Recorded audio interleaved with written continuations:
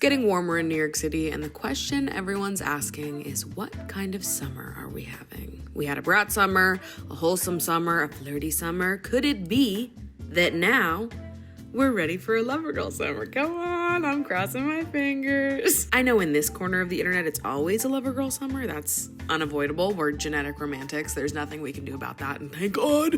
But the warmer it gets, the more I feel like I just want to have the summer I always thought that I would have when I was 13. Flirting with your crush on the boardwalk by the beach, working up the courage to hold their hand, burning CDs for them to listen to in the car, spending nights with your best friends shoved in sleeping bags under the stars, recapping every tiny moment, running off nothing but raw yearning and sea salt hairspray, okay? When I was in high school, I had a CD that I made for my car titled Thirst Season, and it was the mix I listened to every time the weather started to get a little warmer, and I became just a little bit more interested in being swept off my feet. The inverse of cuffing season, if you will. The idea of having this 3-month-long whirlwind romance that maybe lasts through fall if you're lucky was always just so charming to me. The last day of summer indie movie montage playlist was obviously the next evolution of the Thirst Season mix, making it to Labor Day weekend with the person you've spent summer penning poetry about, wondering if it could be more than just a summer fling. But this is the next evolution with Lover Girl Summer, okay? Because it was always more than a summer fling. It's a lifestyle, baby, because it's not necessarily about a romance with one person. It can be, but it's more about living romantically and letting your own feelings and lust for life sort of sweep you off your own feet. But who knows? Maybe this summer will be the summer we deem a new location make-out point. Maybe that's what Bushwick needs. maybe that's what I need.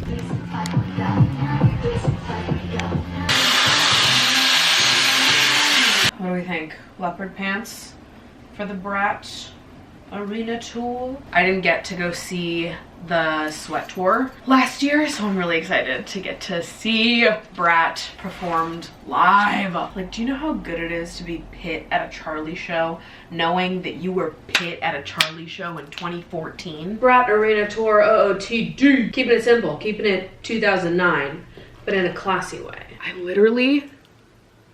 I'm gonna get to hear Von Dutch. And today's video is sponsored by SeatGeek. What?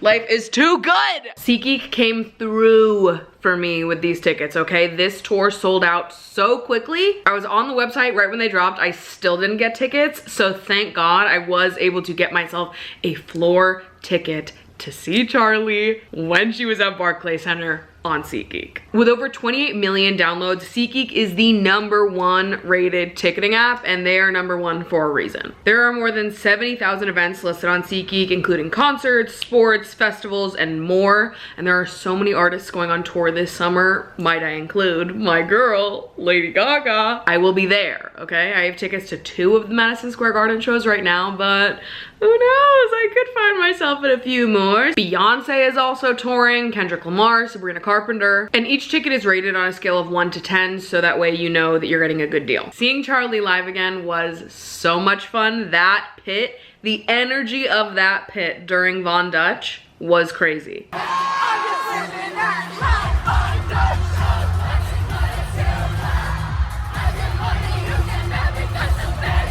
The vibes were incredible. That's the only vibe I ever want to see in any pit of any concert ever. And obviously, you guys know I have a code, so you can use code Maddie10 for 10% off your next purchase of tickets through SeatGeek. That's 10% off tickets when you use promo code Maddie10. And you can use code Maddie10 whether you're a new customer or not. Make sure you click the link in the description of this video to download the app and have the code immediately inputted into your account so you can save it for later. I just redid my bedroom and I am so excited about it. This took me all weekend to set up. I lost every single one of my nails in the process, but here she is. Ta-da! I got a new bed frame, a new mattress, bed is in a different part of the room, new rugs. It feels totally fresh and new to me. I've been debating moving the furniture in this room around for a while. I just didn't know if it would work in any other setup other than the one I already had it in. And listen, we're working with New York City sizes, so it's tight.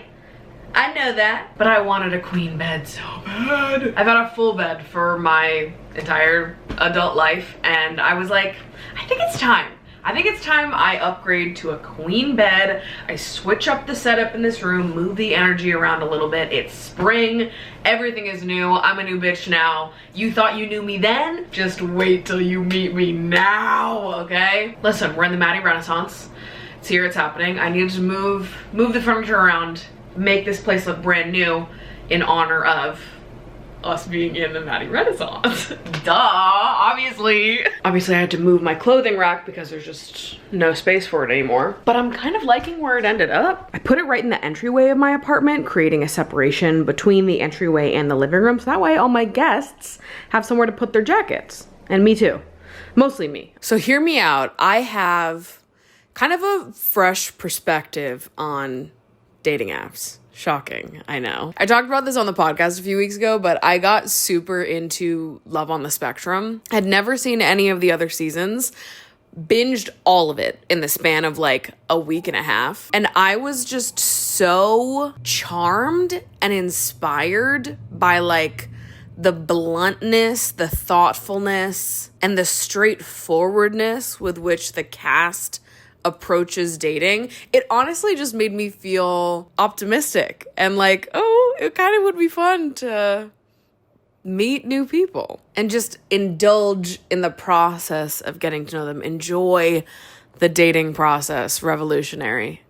I know. And you know, I had time to think about this. I watched 3 whole seasons of Love on the Spectrum and I was sitting there on my couch like, what if I re-downloaded Hinge? And I sat on it for a little bit because obviously the last time we talked about my perspective on dating apps, I said something along the lines of I couldn't see a time where I'd ever want to be back on dating apps ever again, which, I mean, real. She was so real for that. And also maybe I was being dramatic, but maybe I was also telling the truth. I don't know. I think it came from a real place. Listen, I am the #1 tap dancer on the grave of dating apps. I rewatched my Death of Dating Apps video in light of this consideration, and I actually still agree with every single thing I said in that video, except for the part where I was like, I'm never gonna re-download dating apps ever again. I would literally rather die than do that. That was maybe a dramatic insertion from me, but I agree with all of my critiques of dating apps. And listen, I'm allowed to change my mind, but this feels less like me changing my mind and more like me expanding my perspective a little bit, changing the rules, breaking the rules a little bit, the rules of dating apps, if you will. Here's the thing, dating app fatigue, so real. And also, I think you're right to feel like a lot of the selection of people on dating apps are emotionally unavailable, even if they say they are emotionally available, okay? Avoidance, love dating apps. I've said it once, I'll say it again. The pressure and pervasiveness of always being on the apps, of being constantly available to people in a romantic, pursuable sense is draining. It is. And the idea that you either need to be all on or all off, it's either like, yeah, I'm actively dating, and by that you're putting in like directed effort to swipe and be active on the apps every day. That's miserable. This black or white mentality around it all is also miserable. The apps don't care about helping you find love. They care about figuring out ways to keep you on their app and hopeful for as long as possible. They just care about keeping you there and hoping that you'll subscribe to their premium features that promise more matches and better matches faster. Is it true? Probably not. Swipe culture is not good. Point blank. I think most of my criticism is for swipe culture and the attitudes around dating and sex that these apps have helped to produce over the last 15 years. So given all of my critiques for the apps, I'm sure you can understand why I even felt critical of myself when I was considering downloading them again. And I was like, you have so many criticisms for the apps, like literally so many. Why would you want to be back on them? And the thing is, like, I do have a brain inside my head, so I'm gonna have criticisms for dating apps. Like, I just don't think there's a way around that. I think that everyone on dating apps also has criticisms for the apps. Like, I don't think anybody is on dating apps like, yeah, nothing bad to say about this place. Let's go. I'm taking up residence here. Maybe some people think that. I I struggle to believe that is even a strong minority of people on the apps. Like, I think that most people that use the apps have criticisms for them. And despite my genuine criticism of the apps, there is also value in them. Obviously, I was on the apps for like 10 years. If there was no value in them, I don't know that I would have lasted that long. I know the part that I've always liked, and maybe this sounds a little backwards, because in many ways, dating apps, you're leading with your physical appearance. That is like the number one thing on a dating app, which is true. And also, in a different way, in a contrasting way, dating apps actually helped to make me less aware of my physical appearance and any insecurities I may have while dating. Because before we have ever met up to go on that first date, we already know we're physically attracted to each other. So there's no question of like, does this person want to jump my bones? Like, are we even attracted to each other physically? It's like we know that we are. So we can just jump right into the stuff that is way more interesting and, substantive. Fuck it. We just get to jump right in to that part of it and just breeze past the fact that clearly we both find each other attractive. Otherwise, we wouldn't have ended up here in the first place. I think the idea of pursuing dating exclusively in real life is very romantic. I'm not approaching strangers to hit on them. I'm falling for my friends. Yeah, I will do that. Sue me, okay? Sue me. I'll fucking do that. But I am not, like, hitting on strangers. Instead, I'm hitting on my friends. So I thought to myself, what if I re-downloaded Hinge, but I totally changed the way I was using the apps. I kind of started using Hinge against the way they want you to use Hinge and started incorporating my critiques for dating apps into the way I use them. What if I could be a more mindful user of dating apps and use them for the good parts of them while rejecting all of the parts of them that piss me off, or most of them, because we can only do so much. I know I don't want to be constantly on them. I don't want to be deep in swipe culture. I don't want to experience romance as something I need to be constantly locked into or out of. I know I want to use the apps against their intended purpose. So I made my Hinge profile, used it for all of 3 days, set up a handful of dates, and then immediately paused it. It's a tool to set up dates with single people in my area. It's not worth swiping on daily. There will be no pen pals. You go in, find some people you want to meet up with, and get the hell off of them. Dating apps want you to eat, sleep, and breathe them. They're going to show you your best matches when you reactivate your profile to try to hook you and keep you in pursuit, boots on the ground, on the grind for love. But seeking companionship shouldn't be a grind. I don't think dating should be something you're either doing or not doing. It should come in waves. I think it's honest to express the desire to meet new people, and it's also honest to acknowledge that sometimes it's just hard to find single people in your area all congregating in one place. Dating apps are a useful tool when you use them as just that, a tool. Not an app that you visit daily, that you love to scroll on and build a residence on, just a place you go to find single people to hang out with. I think there is value in using the apps as like an occasional meeting ground rather than something that you are constantly in the grind of using, or something that you're mindlessly using, which was obviously never my vibe, but that is the vibe of many people that use dating apps. It's like this high effort or literally no effort at all way of interacting with them, and I think that is bad. It's like all in, deep in swipe culture, or you're just on the apps to like scroll through people that you never intend on actually meeting up with and being kind of a loiterer and a lurker, which I think is just like bad energy. Maybe now my perspective is that to use a dating app without intention, or to use a dating app without coming up for fucking air, is a mistake and will probably make you feel miserable. When there is like some value to be pulled from the whole experience, but it is kind of on the user to make that happen, because the apps themselves don't really give a fuck about making that happen. There has to be some kind of middle ground where you can use them for the benefits of them without all the parts that feel kind of icky. I think the reality is most of your personal enjoyment on the apps is probably going to come down to how you set your own boundaries with them, which is easier said than done, obviously. And I do think that being entirely off them is probably more beneficial for most people. But I'm happy to be feeling a little bit more curious and open-minded about dating again. I'm just eager to meet new people and have a fun cocktail. But it's like the way that app was literally active on my phone for a grand total of like 72 hours. Set up a couple dates, see how those go. Even if they all go poorly, it's like, all right, then the next time, 1 to 5 months from now, when I'm like, I would love to meet a new person, I can go to this internet meeting ground and find someone maybe cool to hang out with. But I don't need to live there. I don't even need to frequent there.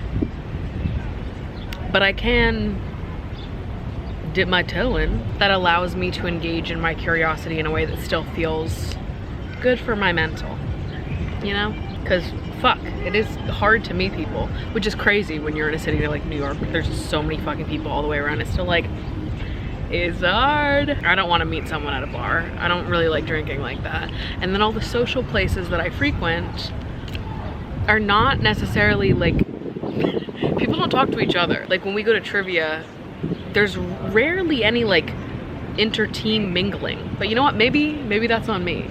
Maybe I need to change the culture of the trivia location. Encourage inter-team mingling. Could be a game changer if true, but then it's like, maybe you'd be accused of cheating. It's like, it's more serious than you guys even know. This is journalism, babe. You know what, I actually did inter-team mingle. That's how I met my friend Macy. At trivia. Pretty cool. Pretty cool. Sometimes I do inter-team mingle. Okay. So I went on a couple great dates with this one guy, and now I'm probably getting ghosted. So that's fine. It's fine. We can joke about it this week. 2 weeks ago, though, wasn't very funny. That's okay, though. I can't control how other people show up. I can only control how I react to how they show up or don't show up. I met someone new. I had fun doing it. I showed up honest and vulnerable, exactly who I would hope to meet when I go out on dates. And that's the part that matters. I can feel good about how I showed up. And that's really all I need to be able to sleep at night. And in some weird way, it was kind of maybe a good thing that I got ghosted, because it ended up being a nice reminder, a nice check-in to myself after it being, literal years since I've gone on a date with a stranger. It was a nice reminder that I've changed a lot since the last time I've dated, and I am like way more capable now of sitting in my disappointment and letting myself feel everything. I think I feel safer with myself, I guess. I've got me, I can let myself feel disappointed that someone chose not to communicate and that I didn't get to keep getting to know this person that I was sincerely enjoying getting to know.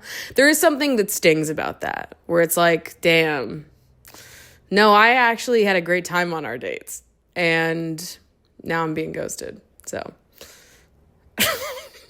I can let myself feel all of the disappointment that comes from that, and I know that I'm capable of processing all of it and not internalizing it to mean something deeper about myself. People really do still be ghosting. Like, I low-key forgot. It's been so long. I never sit in this chair. I feel like I should sit in it more. Fuck it. I think especially when I was younger, when things didn't work out, I would have this thought in the back of my head, or rather, when I got the feeling that something was about to not work out, I would have this thought in the back of my head that was like, I literally can't go through another disappointment because I am going to lose the plot entirely. Like, I would feel Like I couldn't handle another disappointment. I genuinely felt like I did not have it in me. I wasn't capable of processing it, and that it was going to like deeply impact my self-esteem in like an unrepairable way.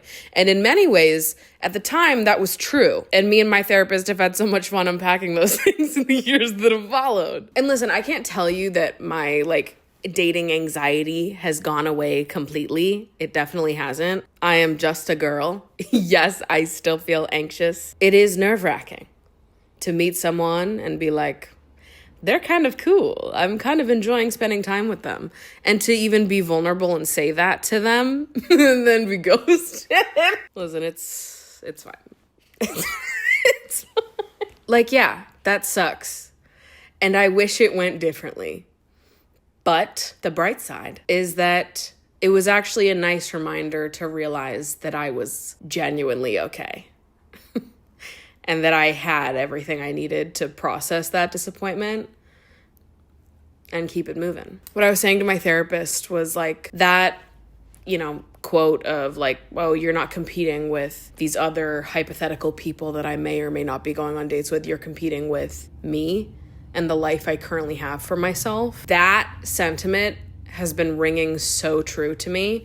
And I've just been excited to date in this era of life where I just feel like I have built a very secure and joyous life for myself. It really does make things so much easier. Yeah, I'll still feel anxious. I'll still feel disappointed. But I have a much more robust toolkit when it comes to dealing with those intense feelings than I did the last time I dated, like 3 years ago. Dated strangers. Whatever. Fuck. Hi, baby. I sit here working for long enough and slowly but surely my friend arrives. Hi. I've been trying to collect all of my poetry from the last 5 years in one place. And I found this poem that I wrote on my Google Drive stored away somewhere about this crush I had several years ago. This poem was inspired by a moment that happened between us.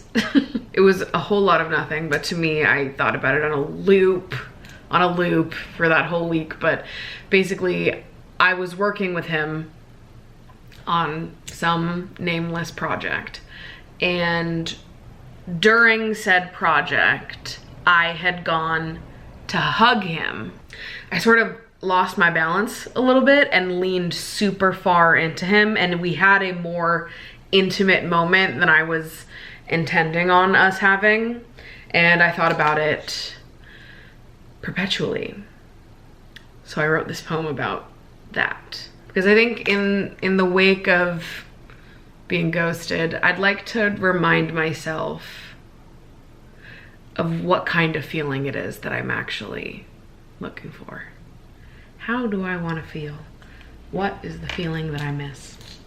Anyways, this poem is called The Fool. You are a cerulean blue summer, a heat lamp in the middle of July.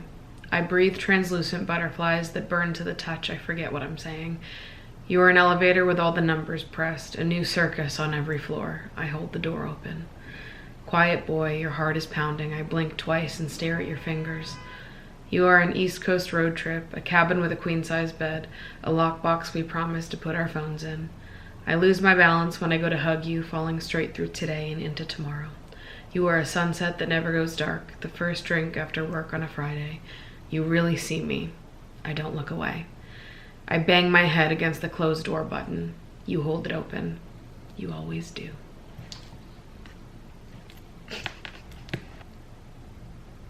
That's sweet. And I don't even think he ever knew that I had a crush on him.